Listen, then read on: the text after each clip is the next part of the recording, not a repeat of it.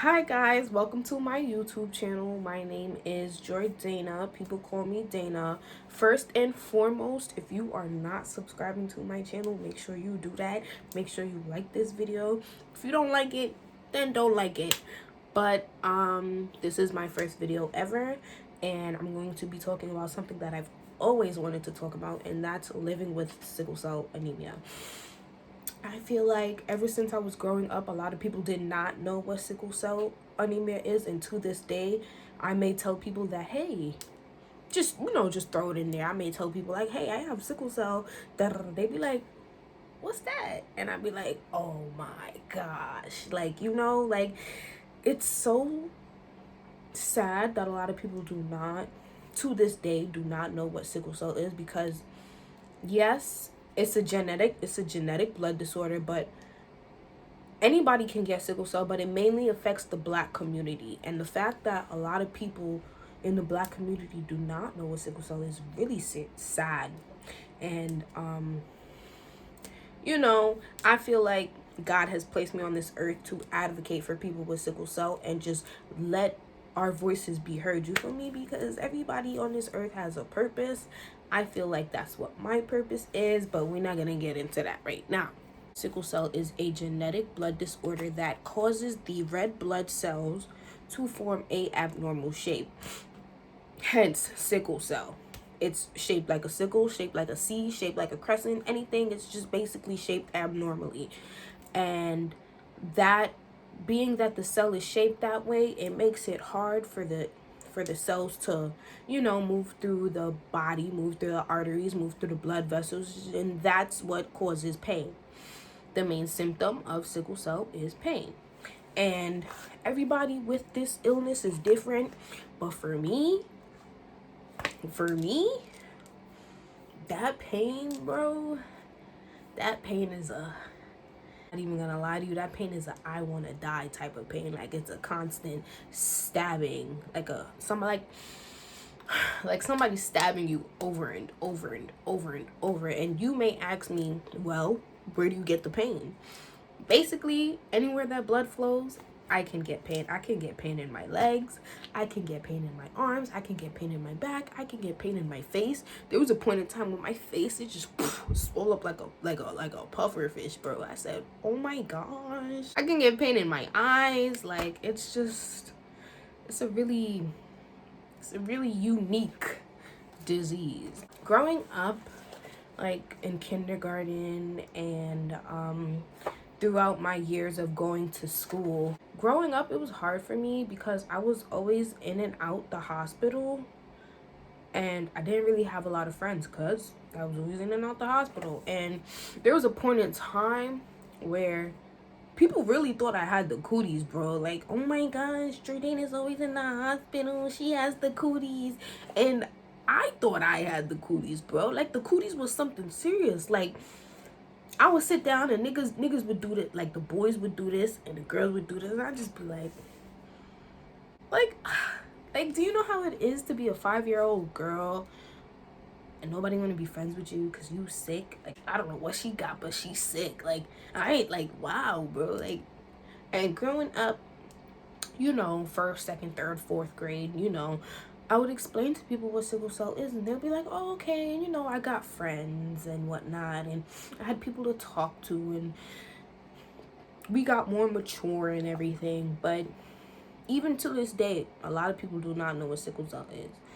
But going to school was hard for me. I'm not even gonna lie, like, I was a straight A student. Like, I used to get 3, 4s, everything. Like, cause I didn't okay, I have sickle cell, but I didn't let that stop me. I didn't let that stop me from doing my schoolwork. I didn't let it stop me from doing anything.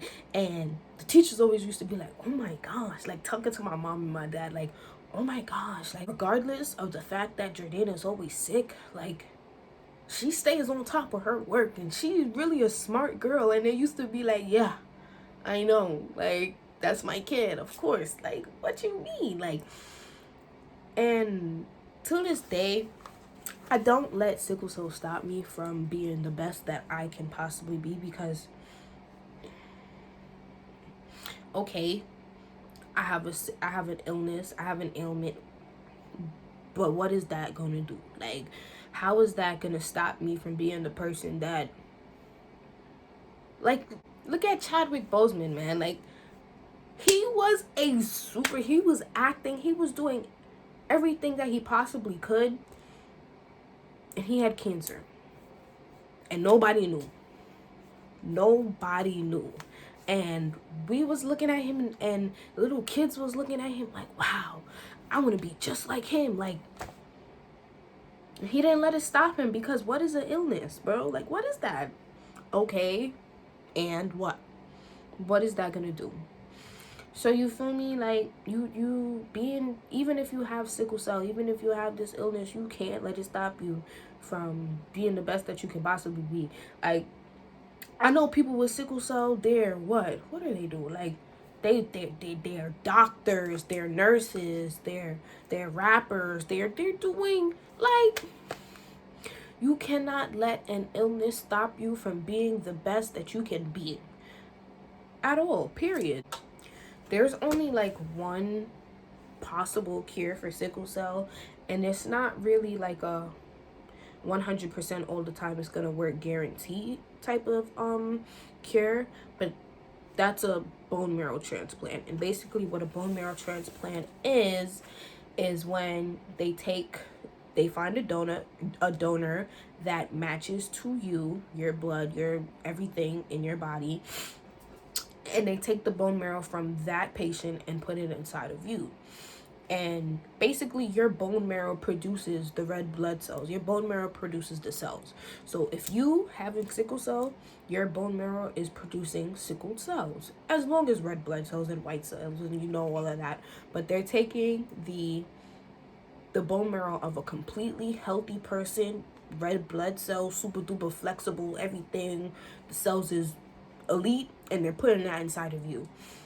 Now, me personally, I don't feel like I need a bone marrow transplant, because I don't feel like my pain is that bad. I don't feel like my sickle cell is that bad for me to get one. And people may look at me weird and be like, you always in pain. Why? I don't want to. I'm scared. I'm not gonna lie to you, I'm scared, because it's not a guarantee that it's gonna work. The older you get, the more riskier it is. It's better to do it when you're young. But don't let my opinion stop you from what you may want to do. Anyways, okay. Hold on.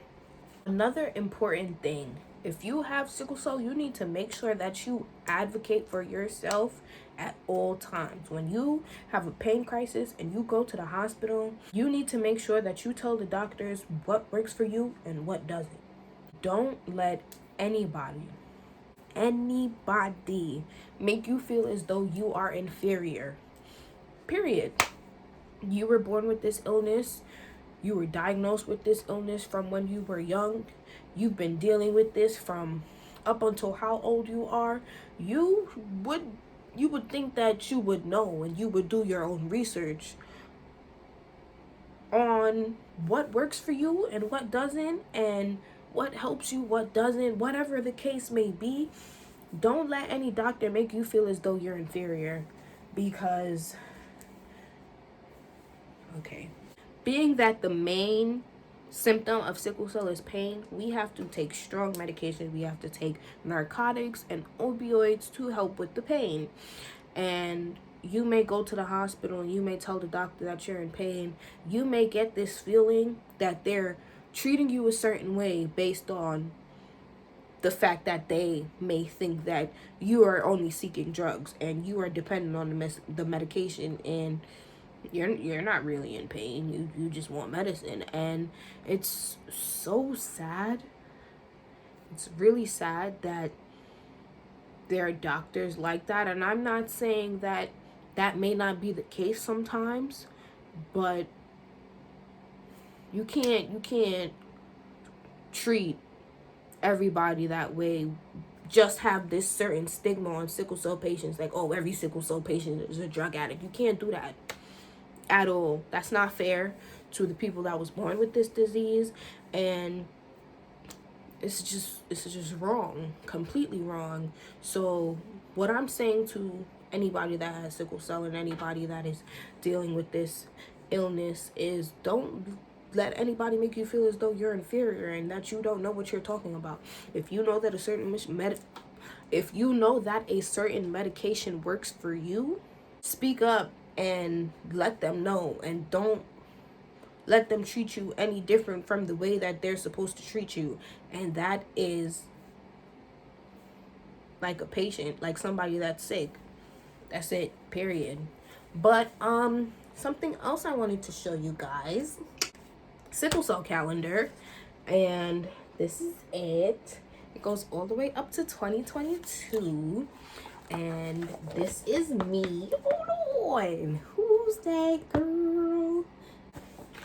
Anyways, what they told me to write about was advocating for yourself. You see what I'm telling you? Like you see, like I know what I'm talking about. You feel me? My name is Jordana. I am 20 years old. Having this illness, it is imperative that you know how to properly advocate for yourself. Become educated on your diagnosis and do your own research. Do not be afraid to ask questions, and make sure you know your rights as a patient in the hospital. Don't let nobody treat you like no dog. They will walk all over you. I had to curse a couple of doctors out in my lifetime, bro. Like, just like two. And it's okay, because they really be playing with your bop sometimes. Like, you just need to let them know that you not one of them. Be aware of what medications work for you, and always speak up if something is being done that you don't like. Lastly, always remember that you have sickle cell. Sickle cell does not have you. Oh my gosh. Let me hide that. Like I said, you have sickle cell. Sickle cell does not have you. Yes, I may have this illness, but this illness does not have me. I don't know how many different ways I need to say it, but that's just facts. How does that stop you from being the best that you can be? I'm not saying it is a roadblock, but everybody has roadblocks in their lifetime, and you just need to figure out how to get over those roadblocks and just, you know, jump over those hurdles. Like I feel like that's all I really needed to say. That's all I really wanted to say. I just want you guys to know about what sickle cell is. I am so sad because I recorded this video before and it deleted. And the video that I recorded before, that shit was perfect. That shit was bueno, bro. Like, but I really needed to get this video out there, and I needed to let my voice be heard, because you go on YouTube, you type in sickle cell, what is sickle cell, you see videos from 4 years ago, or nobody's talking about sickle cell, bro. And this shit is the real deal. Something that I must say is, living with this illness, you really gotta trust God, bro. Like, you really do. There have been times where people thought I was faking, and it was so bad to the point where I probably had to be in ICU a couple times in my life. And if you don't know what ICU is, ICU stands for intensive care unit. And being in there, bro, you think you gonna die, bro. Like, or some shit. Like, damn. You know how many times I could have died? And I'm still here, baby. Because you can't get rid of me. But I hope you guys like this video. Please subscribe, because I'm not just gonna be a talk channel. God blessed me with so many talents. I could do it all, bro. Wig made by me, colored by me too. Yeah, at the end of it all, I'm really wavy as fuck. I hope you guys like this video. Make sure you subscribe, and see you guys in my next video.